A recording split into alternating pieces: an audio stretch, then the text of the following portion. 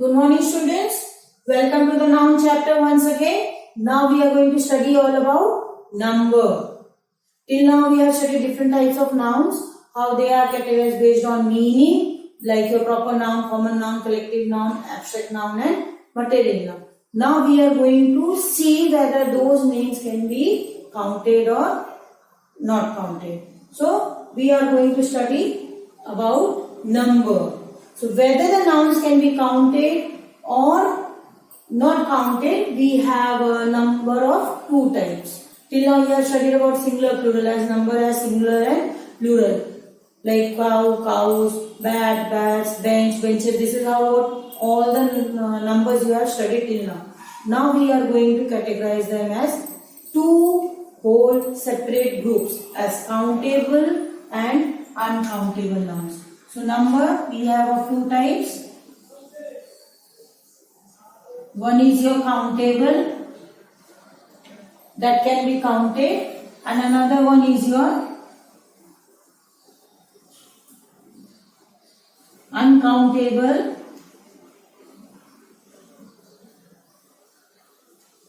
that cannot be counted. So all the nouns till now that you have studied was your countable nouns. So what are countable nouns? Any number that can be counted or any noun that can be counted comes under countable nouns. For example, bag, books, table, chair, all these are countable nouns. Pen, bench, class, house, all these are examples of countable nouns. Coming to an uncountable noun, what are the examples? Those names which cannot be counted, like your air, water, rice, tea, etc. All these are the examples of your uncountable nouns. Now what happens? These uncountable nouns can also be converted into countable nouns in special cases, and all that also we are going to see in the later part of the section. Now first of all we will begin with countable nouns. Since they can be counted, so they can be put under one single object and more than one. So according to the number one or more than one, we have two types, that is your singular and plural nouns. Singular nouns and plural nouns. Singular nouns are those nouns where we refer to only one object. When we refer to only one thing, one object, one name, we call it as singular nouns. And when we talk about more than one, not more than two, more than one. Always remember, plural is always more than one because two itself is a plural noun. So when we talk about more than one nouns, we call it as plural noun. So singular refers to only one thing or only one name, whereas plural refers to more than one. Plural refers to more than one. Example, we have cat. For plural, we have cats. We have bench. We have benches. We have tree. We have plural as trees. So these are some of the examples of the singular and plural nouns. Now you can see different words are added. Now you can take some more example. Mango, mangoes, man, men. So you can see that these are very different examples with different endings. You can see there are a number of changes in this singular and plural forms. Now we are going to study all those different rules how to form plural nouns. In general, what happens? We add noun plus s. Any noun plus s. This will be small s, giving you plural nouns. When we add s to any noun, we get plural noun. So we have example like cats, trees, pens, pencils, chairs, tables. So all these common words, common nouns ending in s will give you plural nouns. Example, this is a general way of forming plural nouns. So we have cats. We'll have cat, giving you cats, addition of s. We have mat, then we have mats, addition of s. We have tree, we have trees, addition of s. So like this we frame plural nouns. But there are many other ways also to form plurals. So coming here, these are the rules, general rules, different rules, how do we frame plural nouns. So you can see by adding es. Adding es to nouns. When we add es to nouns, we will get plurals as bus, buses, church, churches. Now where to add es? How to know where to add es? Where we will add es? In all those words where it ends in s, ss, sh, ch or x. Means those words that produce a hissing sound. Bus. You can see this hissing sound is there. Bus. Then bush. You can hear this hissing sound. So wherever the word, the noun ends in a hissing sound, we will add es. Like bus, buses. Then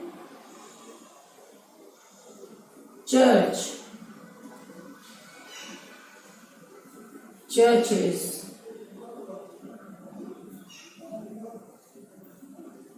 Bush, bushes. So you can see adding es to words ending in s, ss, ch, sh or x will take a es and will form plurals in this manner. Another way of adding es, another way of forming plurals by adding es is to those words ending in o. Those words ending in o. For example, mango, you change to mangoes. Then you have hero, changing to heroes. These are some of the examples of words ending in o, taking up es. Words ending in o, taking up es. Here also you can see s, ch, sh, taking up es in both the manner. So you can add es to all those words having a hissing sound or ending in os. Next method is your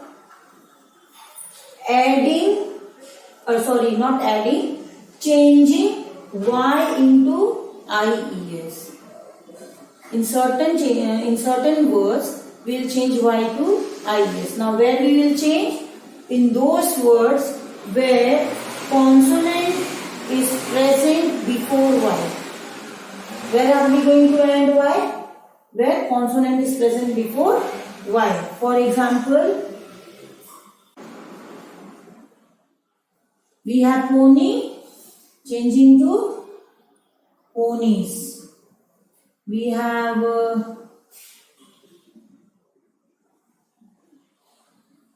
so you can see here Y is changing to I.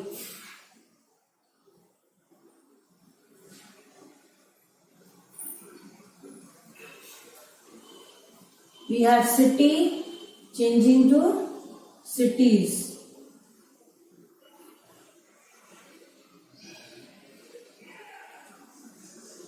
Country changing to countries. So in all these words you can see Y is preceded by a consonant. So if Y is preceded by a consonant, you will add IES. You will replace Y to IES. Y will be replaced with IES. And there are exceptions to Y. What are those? All the Y's are not going to change to IES. Which Y's will change to IES? Which is preceded by a consonant. If Y is preceded by a vowel, you are simply going to add S to that word. That is your key, keys, bay, base. You can see vowels are present, so we are going to add only S to Y. Always remember this rule. Vowel preceded, vowel followed by Y, you will have S, and consonant followed by Y, you will have Y plus IES. Coming to the next rule. Next rule is changing F to V. Replacing F to V. Just like Y has been replaced with IES, we will have F replaced with V. Leave. Here word is ending in F. So you will have leave. So you can see F has been replaced by V and ES is added to it. F is replaced by V and ES is added to it. So V plus ES. So you will have V plus ES. So leaf will change to leaves, where F will be replaced by V and ES is added to it. Same way, FE will be changed to VE.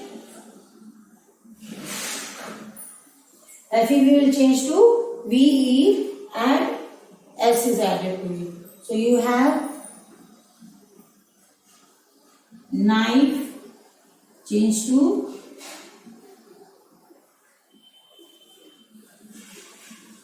knives. Knife change to knife. So you can see again F is changed to V. E is as it is. E is carried forward as it is and S is added to it. So you have knife change to knife. Fe changed to VE and S added to it. So you have knife, knives. Some more examples you see.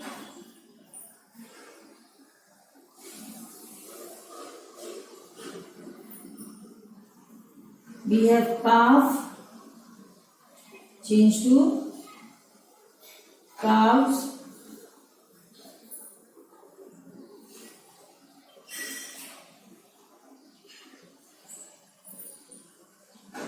We have life change to lives.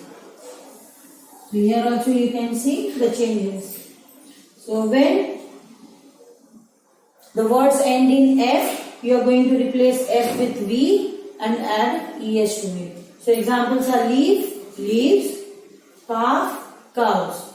Same way, FE. If the word ends in FE, you will change that FE to VE. Actually, we are changing only F. V is followed as it is and ending S to A. So, knife, knives, life, lives. So, these are the examples of how we change words ending in F and FE. Coming to the next type, changing internal vowels. Sometimes what happened? Now these are here we are adding something. New words, new letters are added here.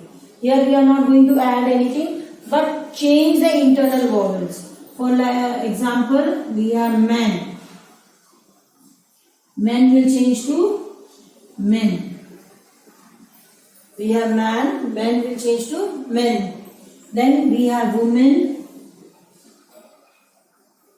Women will change to women. Woman will change to women. Then we have tooth. Tooth will change to teeth. Here we have tooth. Tooth will change to teeth. So what we have done? We have changed the internal vowels here. I have foot. Changing to feet.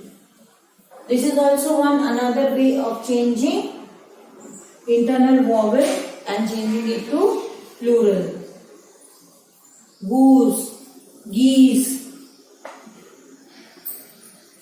Coming to the next type, we have compound words. When there are more than words in a compound word, how to change those words? For example,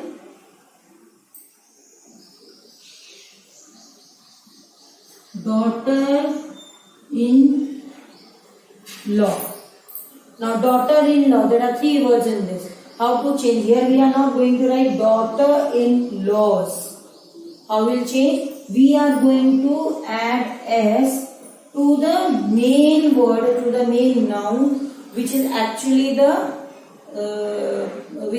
producing the correct sentence. So here daughter-in-law will change to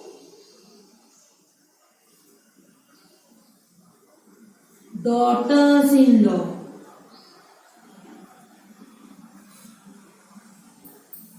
Daughters-in-law. I am going to add S to daughters, not laws. Same way I have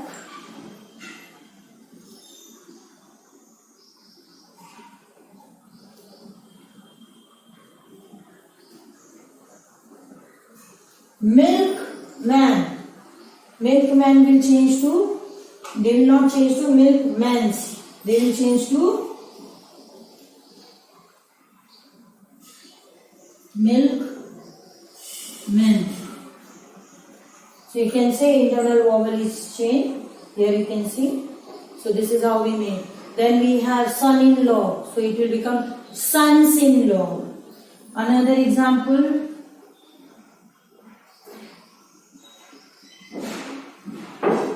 Runner-up. Runner-up will change to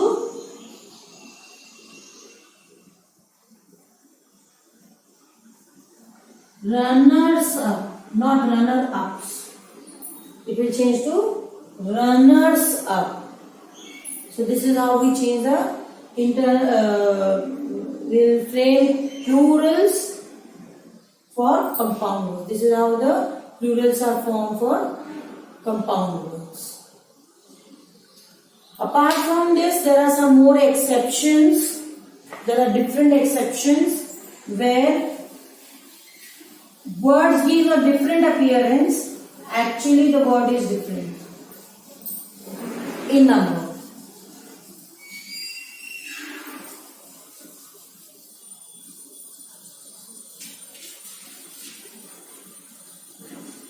So, what are those exceptions?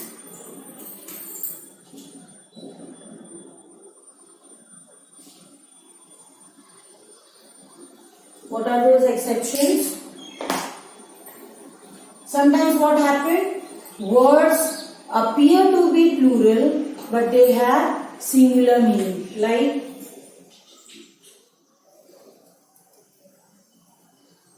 First one is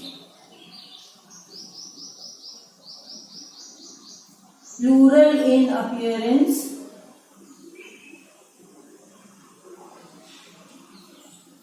singular in meaning.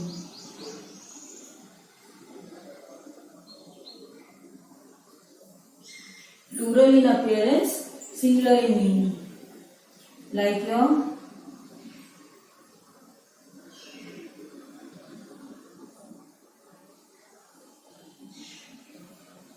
mathematics. Most of the subjects end in S, like physics, mathematics, economics. So in words ending in S. These words, what you see, it appears to be plural, but they are singular in meaning. They are singular in meaning. So here we are not going to add. Example, some more example, physics, economics. So like this you have many subjects ending in S. You can see all these are ending in S, but they are always singular.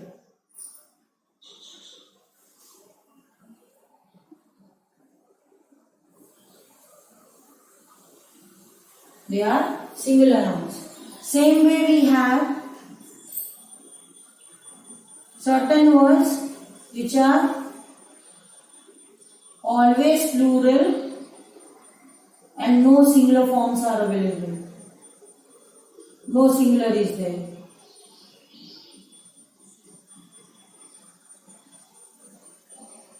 They are always plural and no singular, they do not have any singular forms, like your scissors. Scissors, there is no singular form for scissor because they are made up of two pieces. They are made up of two pieces. You cannot cut with single piece. You need both the piece to cut. Unless and until there are two pieces, you cannot cut them. Then you have trousers. Trousers. You have seen the shape of the trouser.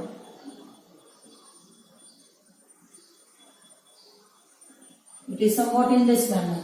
Can you wear one single leg? No. It is not possible. You need both the pieces, both the sides. Then only you call it as trousers. So trousers will also have no singular forms. Trousers will also not have any singular forms. Then binoculars. Binoculars. Here also you have two pieces. So they all are always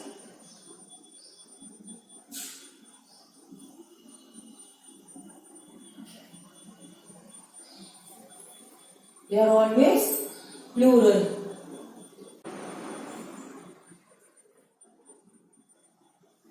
Then there are some collective nouns or plurals. There are certain plural words which do not end in S, but they have a plural sense, but they are always used as singular.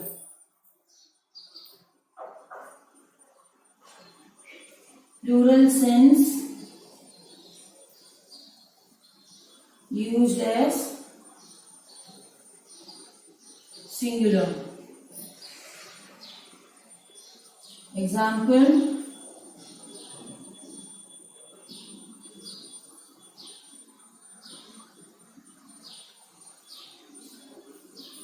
furniture. Furniture. What is furniture? Group of items that we use for our daily purpose, like for sitting, chair, table, sofa, bed. All this comes under furniture. So they are group. When we go to buy furniture, it is not necessary that we are bringing only one piece. When we bring for suppose sofa set, so along with sofa, two chairs, one table and all, everything comes. But still we call them as furniture. So that furniture word, though they are plural in sense, they have a plural meaning, but they always stay singular words. Another example of such word is scenery. Scenery. Scenery is again a vast view. Whatever you see is a scenic beauty. And it is not composed of one thing. It is composed of multiple things. But still, though they have a plural meaning, all these are going to take singular words. So, they have a singular meaning. They are used as singular nouns. Furniture, scenery, beauty, all these are considered as singular nouns. They all are considered as singular nouns.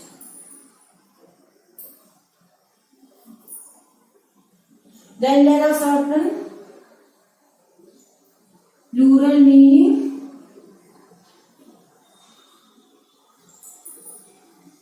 and used as plurals. They have a plural meaning and used as plurals. The example is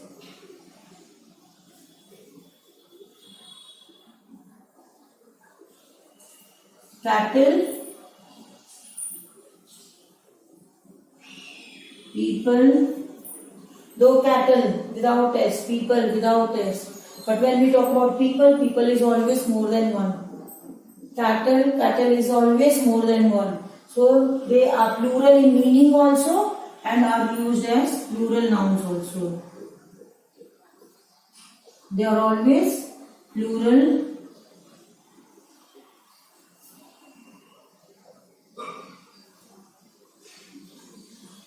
They are always plural in meaning. They have plural meanings. They have plural meanings.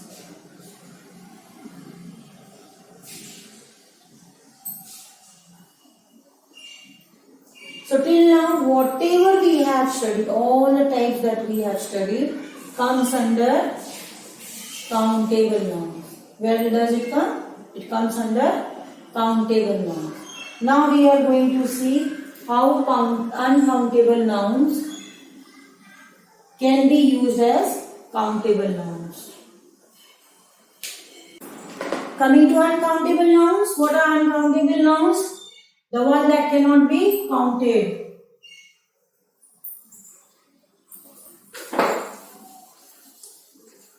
So countable nouns can be counted and uncountable nouns cannot be counted.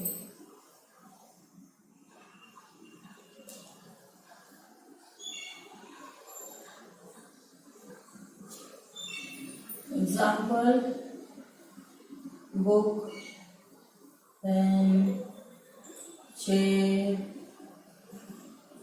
fan, etc. And here we have air, water, rice, tea, etc. Now, how to make these uncountable nouns as countable? To make them countable, we use certain quantitatives or partitives. We use certain group of words to make it countable. For example, I have spoken about water. Let's talk about some example. Give me a glass of water. She drowned in water. Now you can see this water is countable. Why countable? Because how much water? This water is countable. How it is countable? Now I can measure this water. How much water? A glass of water. So whatever volume of water, whatever amount of water comes in a glass, that much water. So it shows you the quantity of water. And this quantity is 1 glass. So it can be measured. It can be counted, and hence this water becomes countable. And here this water becomes, she drowned in water. You can drown in even in a small bowl of water. You can even drown in big river or sea. So here quantity is not known. So here water is uncountable. Another example. I need a piece of bread. I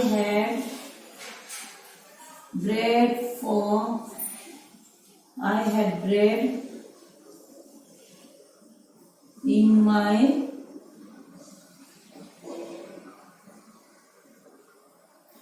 breakfast. So now you can see, I need a piece of bread and I had bread in my breakfast. Bread is countable or uncountable? It is uncountable, correct. But which one is uncountable? This bread or this bread? The first sentence or the second sentence one? Right. So first one is your countable. Why? Because how much bread I had? A piece of bread. One piece. One slice of bread I had. So this is your countable noun, and this bread is your uncountable. I had bread. How much bread? We don't know. It can be 1 bread, 2 bread, 5 bread. Bread can be of this size also. Bread can be of this size also. Chapati size also. So here bread quantity is not known. So this bread is your uncountable. So I hope now you understood, by using this quantitatives, by using this group of words. 1 cup of tea. Now tea becomes measurable. 1 cup of tea. Tea becomes measurable. So in this way, by adding this quantifiers, these are known as quantifiers and particles. So by adding this group of words, this quantifiers, you can make uncountable noun also as countable. Clear? So these uncountable nouns also can be converted into countable noun. I hope you have understood all the types, how to frame plurals, how they are differentiated, how they are put under singular and plural, and even the exceptions that we spoke about. I hope all the things are clear to you. Keep practicing and see that you do not make mistake. Add proper spellings. Spellings are very important, so focus on spellings and try to write the correct things. That's all for today. Thank you.